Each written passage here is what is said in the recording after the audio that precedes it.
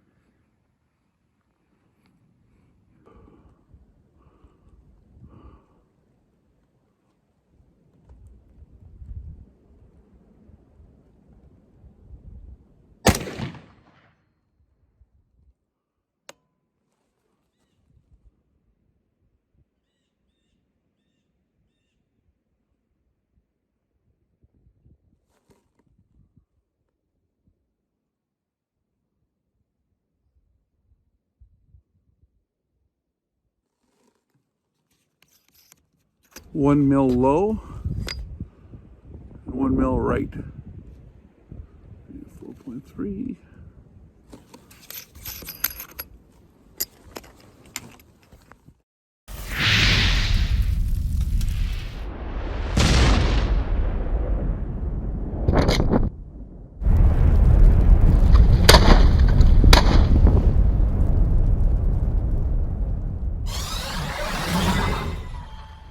Hey guys, Rex here. We're going to do a quick update on how this LH-4 4-16 by 44 optic is doing on this Daniel Defense rifle. We did a video on this last week. You see this? And yes, just for special notation for those that might struggle with this, I designated this mount. Can you see it? I designated that direction as forward. I did it so it's okay. Okay. I didn't know if the bullets are going to come out backwards from doing that or not. So far, I don't think they are because it's shooting pretty good. But in the last video, we talked a little bit about that and some of the paradigms. So we are in the process now of establishing a statistical zero with this rifle. I got 16 rounds through it so far to establish a pretty decent zero initially, because there is some barrel break-in. There are some components that need to slam into place. There's a lot of different things on a brand new rifle that are going to change your initial zero. So if you got a brand spanking new rifle, brand spanking new scope, new mounts, all that stuff, anytime you change a component in all actuality on your system, you're going to have to give it some time to settle in. There's a lot of vibrations that are going through the system. There's a lot of expansion and contraction of different parts as certain parts heat up from firing, or as you bring this thing inside and outside of the house. For example, here it's like 10, 15 degrees today when we're shooting, which is pretty cold, but then we bring it in the house and it fully warms up. And then we take it back outside and then we bring it back in. And this has been in and out of the house, I don't know, a few times so far since we've had it in the cold weather. Tomorrow it's supposed to be like a high of -4 degrees Fahrenheit. So that's plenty below freezing. What happens is as your metal expands and contracts, stuff's going to come loose. And when I say stuff, I mean like all of it. All the different stuff is going to just a tiny bit, but cumulatively speaking, it can shift your zero. How much? It depends on the system. This rifle, so far, I'm noticing from when I initially had everything tight and kind of zeroed, and on a cold bore, on the first few shots, breaking it in, it started shooting to the left, and it moved maybe about 2 clicks to the right from the initial bore sighting zero that we did when we got our first 3-round group, about where I wanted it. And it took a little bit to settle it in. Why? Brand new rifle, brand new mounts, brand new optics, all sorts of stuff is settling in. Plus, it's sitting on the bench at like 10 degrees Fahrenheit. I pick it up and start hammering away with it. It's warming up. Then I come in here, look through I keep my spotting scope in the office so I can look out the window, right? And come in here for a minute, and then I go back outside. So this thing's getting hot and cold, hot, cold, hot, cold. That will adjust your zero. So when you are getting a zero squared away on your rifle, if it's like something you're going to use in the field, in imperfect field conditions, you're going to have to log, and the way I log is just to save all the targets and label stuff, what the conditions are, and then I'm not going to play at the zero. I got it settled in exactly where I wanted. This is the LH-4, so the LH is the Light Hunter series from Arken. They're like the cheapest ones they make, but the LH is cool. It's a 30 millimeter tube. It's quite a bit lighter than some of the other ones. The turrets are a bit more compact, and they do have turret caps, which for an actual field rifle, man, this is awesome. I'll, of course, share, as usual, the very, very best deals online at any time. You can use code REX if you want one of these. I'll leave the links below. But this Optic here, I thought would be perfect for something like this that's going to get slammed around a bunch. I want the turret caps. And so after I got everything zeroed, pretty simple, we adjusted it as we're getting it zeroed. And then once it was kind of where I wanted it, you unscrew this top part here, pull up the turret, and move it to the zero mark. See that zero mark right there? See that? And then snap it back in, and then put this little top cap back on. No tools required, no Allen wrenches, which is beautiful in the cold weather when I'm fumbling around with tools with gloves, like little tiny Allen screws and wrenches with gloves on when it's cold out. No, dude, I'm good. I don't want to play that game. So I was able to, with my gloves on, get this thing all zeroed and get my scales slipped to zero. And we are in the ballpark. It's like within a click or two of zero. It's still kind of moseying around there a little bit.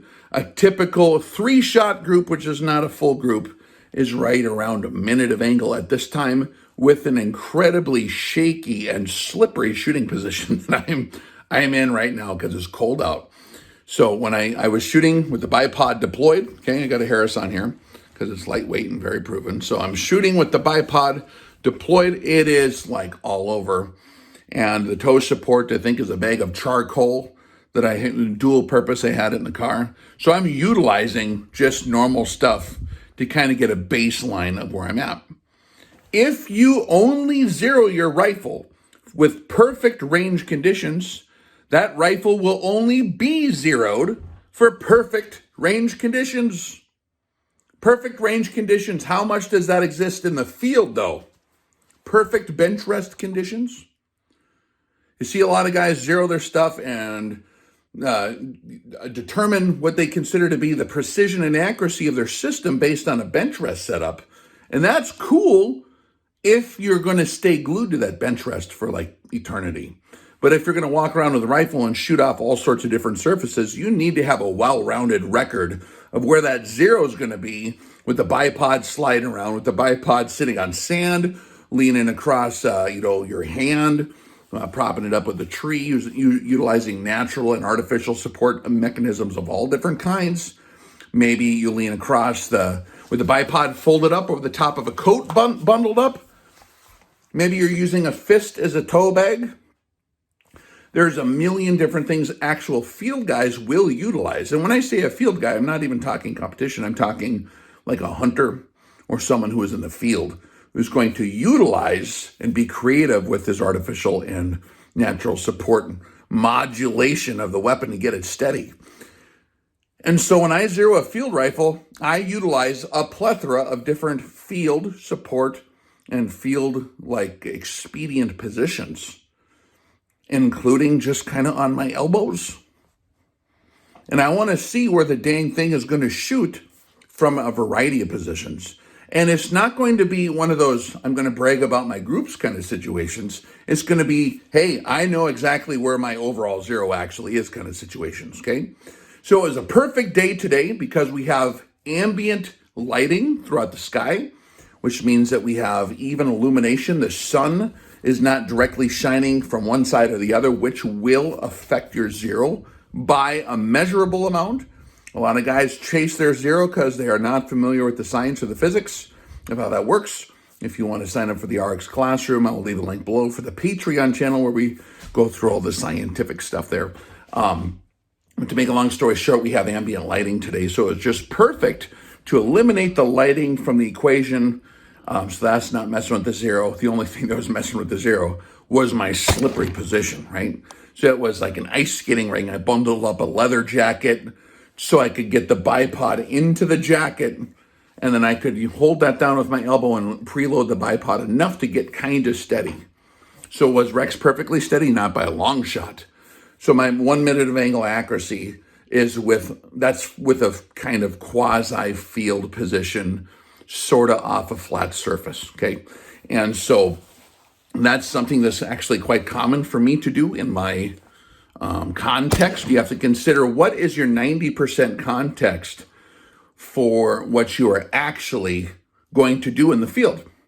If you're going to if you're going to shoot prairie dogs from a card table in the field 1,000 times, in a row, there's a lot of guys who shoot off a card table out in the Badlands. Well, then you need to zero that rifle out. You don't want to zero it on sandbags if you're not using sandbags in the field.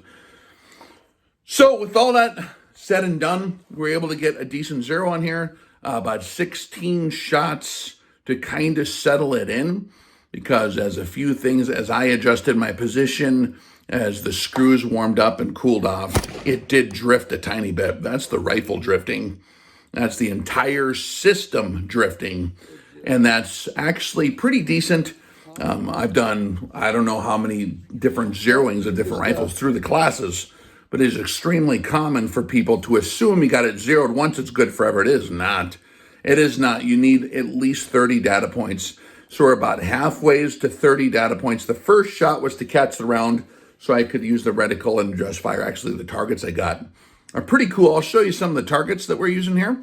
I'll share a link below for if you want to use these, but these are made out of a waterproof right in the rain material, so they are impervious. It's snowing today a bit. There's flurries. Also, Brother Saw turned me onto these little things. They're handy. And you'll see that there are markings on the targets. Those are 1 mil click or 1/10 of a mil click marks. So every little square is a click on your optic. At 100 is what it's set up for. So it'll say right on the paper kind of what it's set up for. And it'll be approximately 91.44 meters is 100 yards. So there'll be a little bit if you got a 100-yard range there, but it'll give you a basic estimate. There's other tricks that we do in the field. If you don't have a target like that available, we share more of that in the RX Classroom. Lots of tips for how to quickly measure that when you're looking at your target in the field. If you're trying to do shot analysis on a group, when you bring it back, you're not looking through the scope anymore. With that being said, this little optic is working good so far. Rifle, of course, we only got 16 shots through it to establish a base zero. But we are absolutely in the process of learning how it handles. I am learning the trigger. It's a battle trigger on this Daniel Defense. It's a battle trigger. It's not like a nice target trigger by any means. So it handles about like an AR trigger, which I actually like when I'm wearing winter gloves, and I'm excited. So I'm probably just going to leave it and learn it, okay? There's a lot of different details that go into making a trigger very reliable and in all conditions, and rugged and reliable in all conditions. So I'm not going to mess with it. There's some pretty good upgrades like with Geisley, but quite frankly, I like the design of it. It's designed for my kind of conditions, which are Arctic conditions, dang near. It gets cold here. I'm wearing huge mittens. I do not need a hair trigger with huge mittens, especially if I'm trying to control my shot in a high stress situation, which does happen sometimes when I'm taking care of bad stuff that comes in the yard, okay?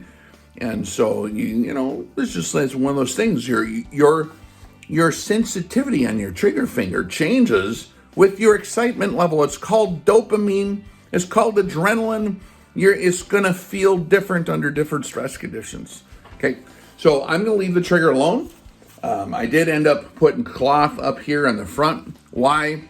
Because it's cold, and there's a thing called thermal conductivity that makes the entire energy trapped inside this heat sink or lack of heat sink on the aluminum handguards is going to straight suck all the heat out of my hand if I don't have some kind of barrier. A little bit of cloth tape absolutely helps out with that. So now my hands are not freezing. Even if I'm wearing gloves, just another layer on the rifle is a big deal.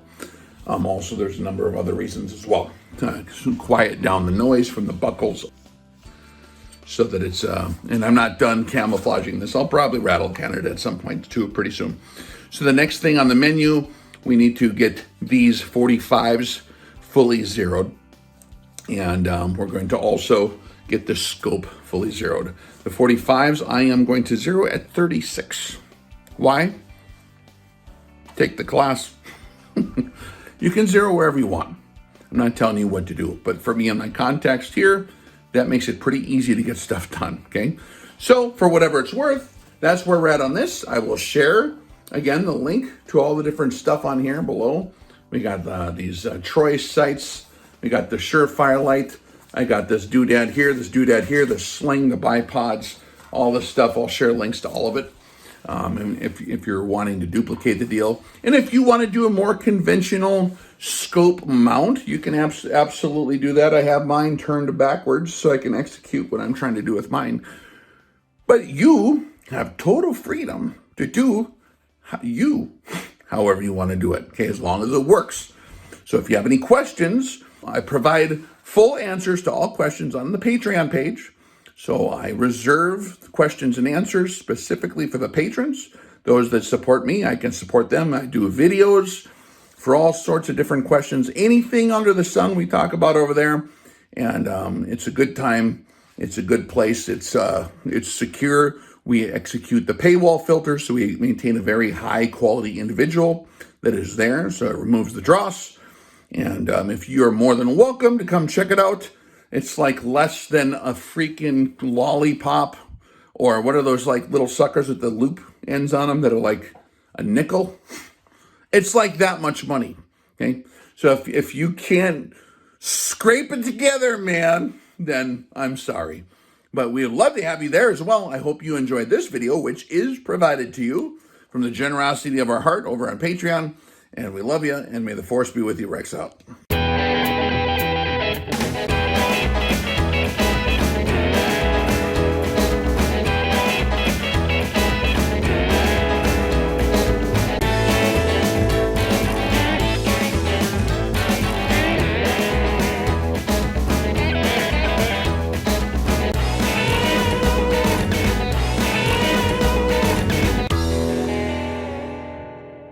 Right, so we're going to want to actually hang this, I think, upside down.